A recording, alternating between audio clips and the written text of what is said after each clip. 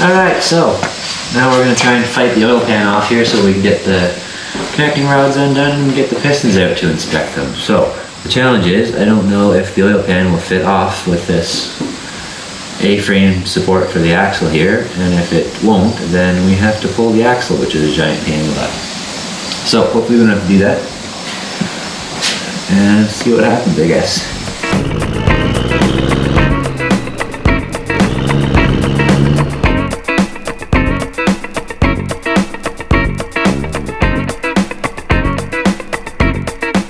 So are you dropping that A-frame first? I don't think it'll drop, but we're going to undo the end of it at least. I don't think it's capable of dropping.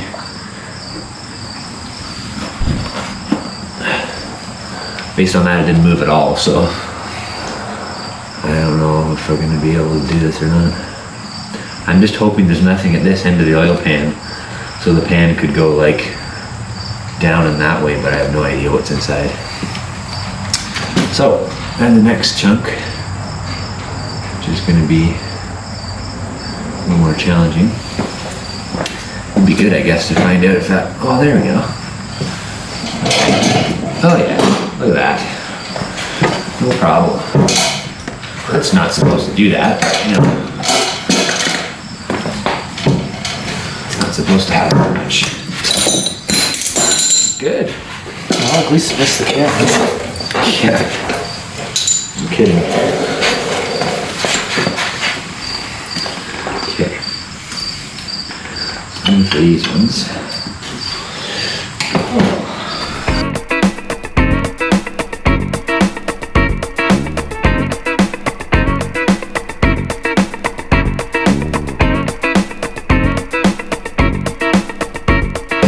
How many is there in total? How many oil pan bolts? Yeah. It's like quite a few. There's two across the... Oops. Two across the front. I think there's supposed to be three. One's missing. Two across the front, 5 down each side, so that's 12. And 4 across the back is 16. So there's 16 total. So far, anyway. Wow, that was not even tight.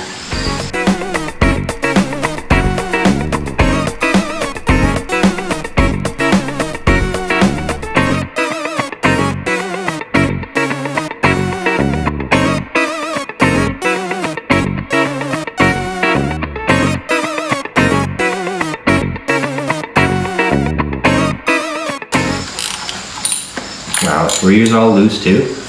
They're not loose, but they weren't like... All of mine are loose. Holy shit. That's concerning.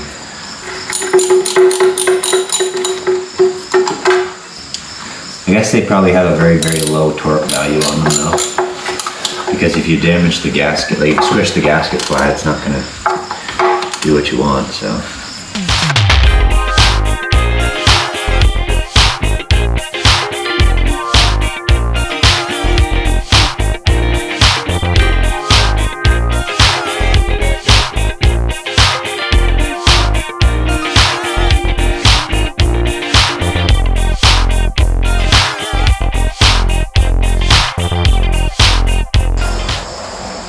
I forgot that big chunk of casting is just kind of hanging in the breeze there.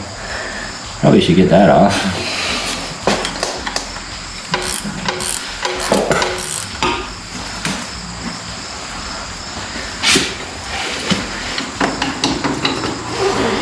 I maybe thought it would come off, maybe it won't.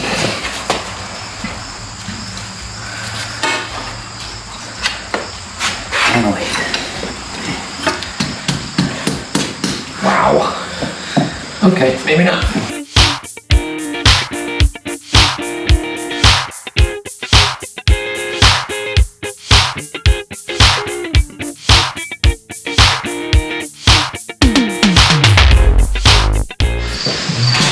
Okay, and we're back. Did you miss us? Wow, that's really solid. Holy crap. There's gotta be another bolt in it. So. I don't know where there could possibly be another bolt. Right there. Where? In front of your face. I don't see Above. That's for the engine block to the tranny. You don't want to touch that one. as I can tell, there's a seam right here. And this chunk of casting has a seam right here. So why the hell does it not come off?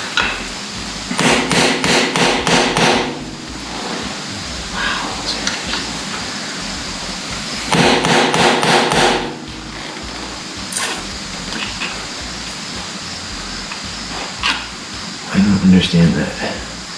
I guess one way to find out would be to do this. Oh yeah. Oh my goodness.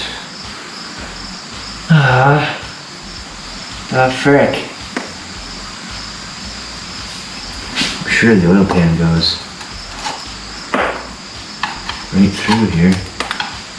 Yeah. I don't know. I took 4 bolts that I could see out of the top and 2 big bolts out of the side. I don't know where else there could be a fastener.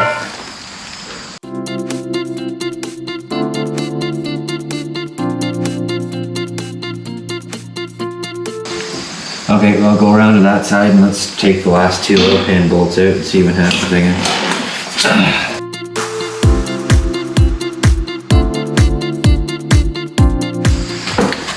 And I guess now let's see what it'll do. Okay, let go there. Oh my goodness.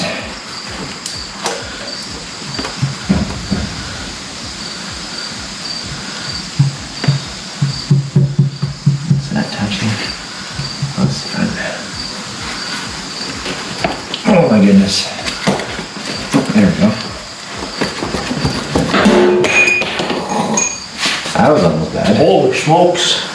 That would be the head bolt or stud. So I don't understand what the hell. It's holding it in there.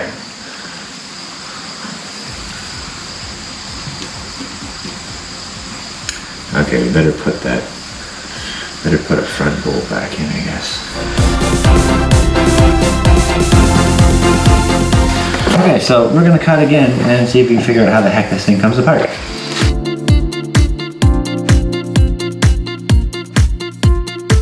So after considerable dicking around, I was finally able to get this chunk of casting that's the top of the A-frame support loose. And of course it's actually a sealed cover to the hydraulic reservoir. So now I've got a big pail to catch all of the oil that fell out of it. Hopefully I should be able to get this off of here fairly easily now. I'm actually looking at the flywheel there now, so see if this will come off of here nicely. There we go. That is a giant piece of casting. So, and sure enough, there are two more bolts, I believe, that hold the oil pan on, hiding underneath that huge chunk of casting cover, which I will try and show you here in a second.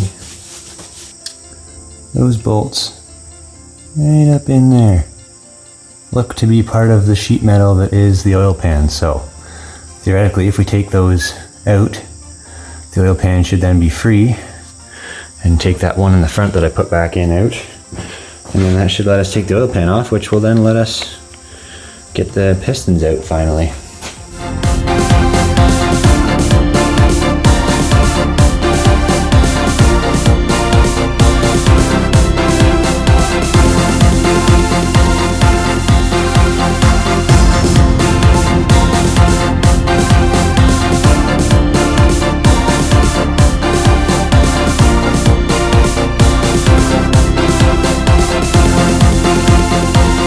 So based on what I just saw there on the other side, we're ready to drop the pan now.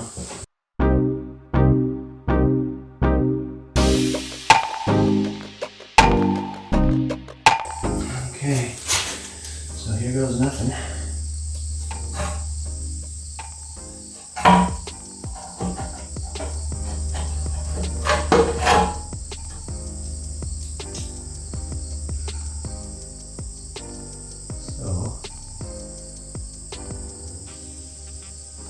Not looking good so far.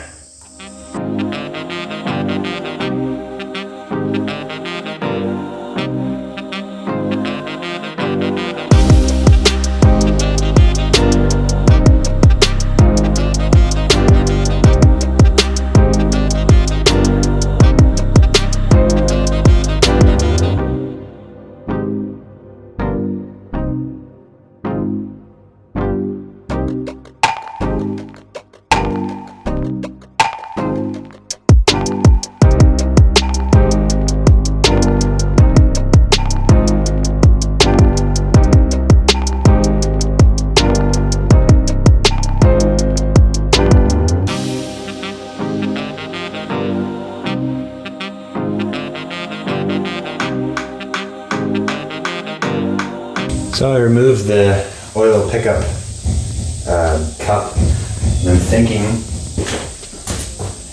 that in combination with the corner of the pan that I bent a little bit, I should be able to get the pan out of this side now finally.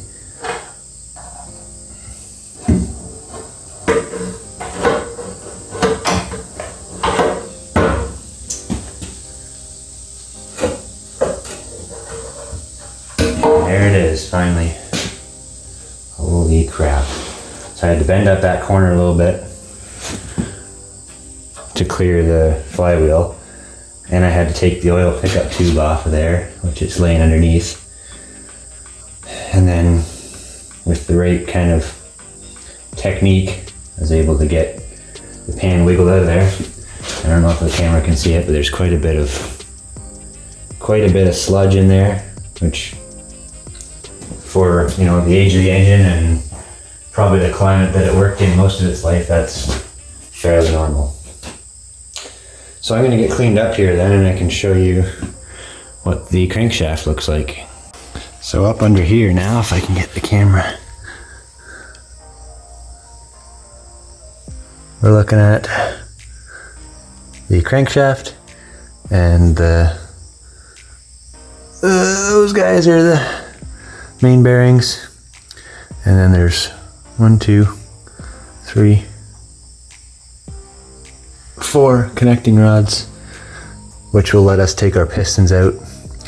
So the next task will be to mark all of the connecting rods and caps for cylinder number, but also the direction that they go, and then we can start to pull caps, and then we have to protect the crankshaft connecting rod bearing journals from the threads of the connecting rods with some form of hose or tape or something, so that we can take the pistons out safely. So that's the next task. Let's get at it. So somewhere along the way, somebody did something really nice for us. I'm going to see if I can illuminate it for you here. On that, that's not, there we go. On that number 4 connecting rod, somebody has stamped a 4 and a 4. So the only thing that doesn't tell us is which way the piston goes.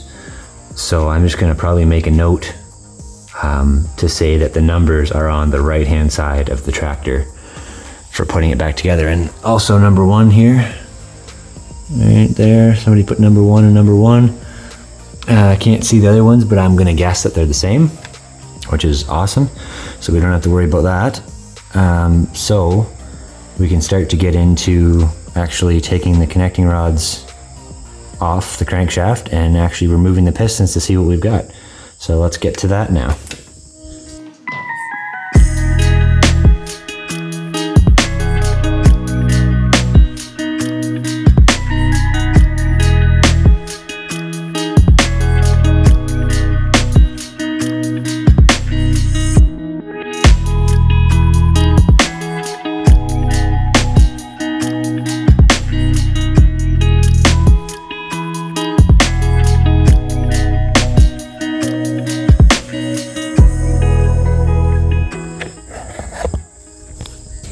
So that now gives us the piston out the top enough here to the point where I can pick it up.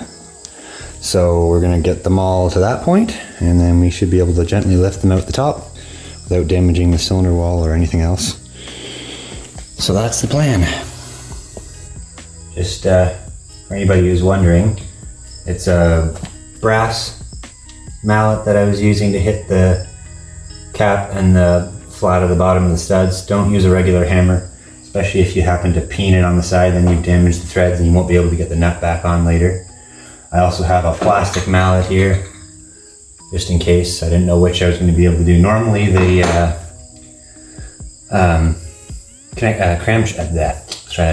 Normally the crankshaft is at the bottom of the engine block, like half, the top half is inside, and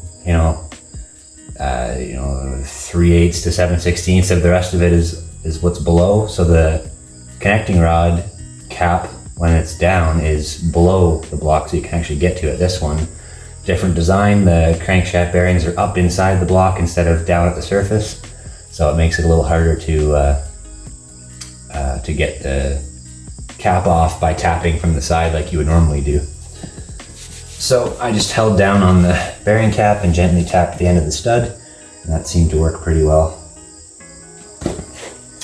So gonna have to retrieve my rubber hose pieces off that other one though, because I only have 2. But let's get number 1 undone.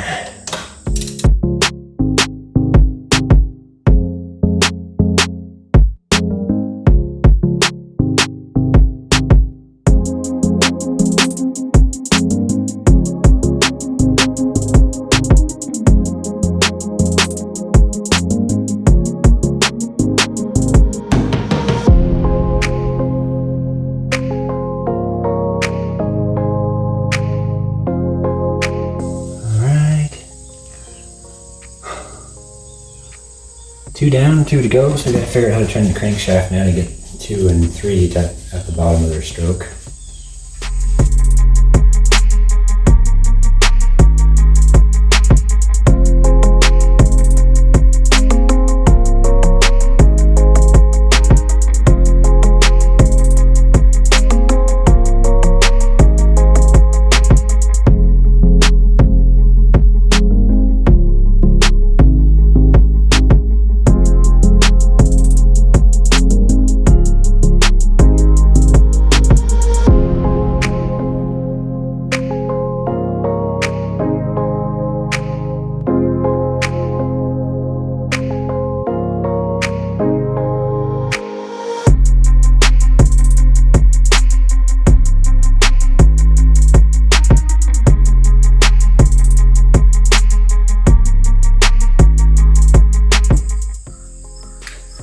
So based on that one, it would appear that they don't all have the numbering stamped on them. So I'm going to make sure I keep them the same way until I get them out to be able to inspect. So anyway, one more cap to do here. Wasn't cooperating.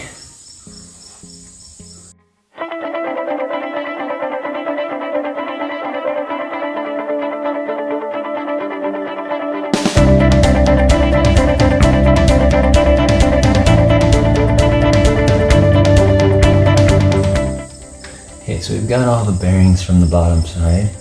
It's just the top that's questionable. Okay.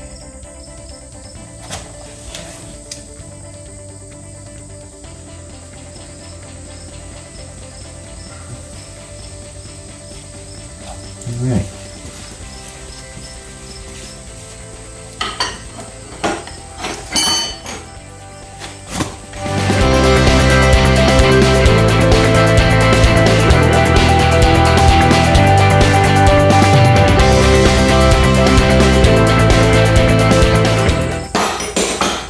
Voila, pistons are out.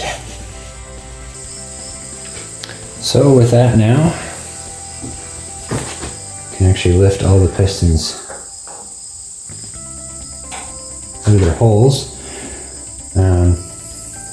I've never seen an oil ring that massive before, and it has 3 compression rings on top of that, and all the rings are free, which is awesome. Usually end up with a stuck ring, but all of them are free. All 4 rings on all 4 pistons are excellent. So once they're cleaned up, we'll know, but I'm hoping we can just clean them up, potentially put new rings on, put her back together. I think most of the engine problems that we were having were due to valve train issues, broken springs and whatnot. So yeah, we'll get something set up to lay these out, and then we can do a bit of an inspection on them.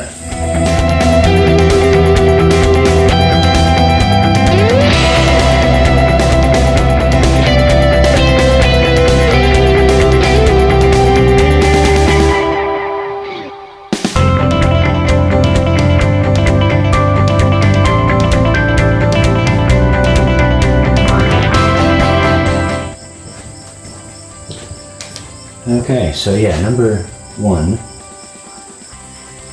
has a 1 top and bottom. Number 2's got a 2 top and bottom.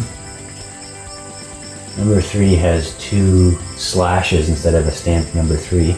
And number 4 has 2 number 4s. So I guess that still works technically.